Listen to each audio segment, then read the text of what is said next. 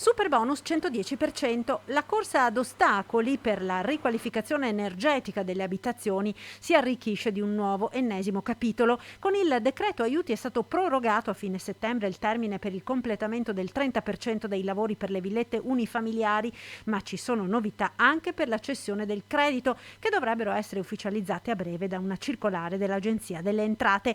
Si apre infatti alla cessione frazionata dei crediti, quello che in sostanza chiedevano le banche, avendo raggiunto i plafond all'interno del loro sistema, e che aveva messo in crisi tante imprese che non riuscivano a cedere il credito dopo aver praticato lo sconto in fattura.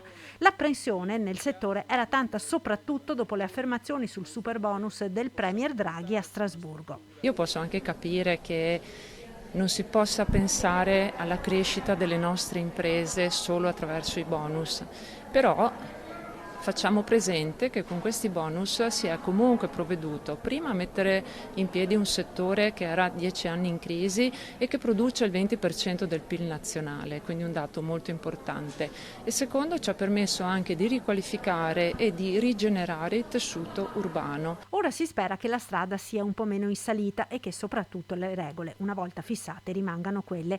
Molti dei correttivi, del resto, sono stati determinati dalle truffe, per la verità soprattutto con il bonus facciate, e da imprese nate dal nulla. Con questo bonus sono nate migliaia di imprese in tutto il territorio italiano, purtroppo imprese che sono, diciamo, delle facciate dove dietro non c'è storia, non ci sono dipendenti, non ci sono certificazioni, e questa è una cosa molto grave e che noi abbiamo da sempre denunciato come categoria.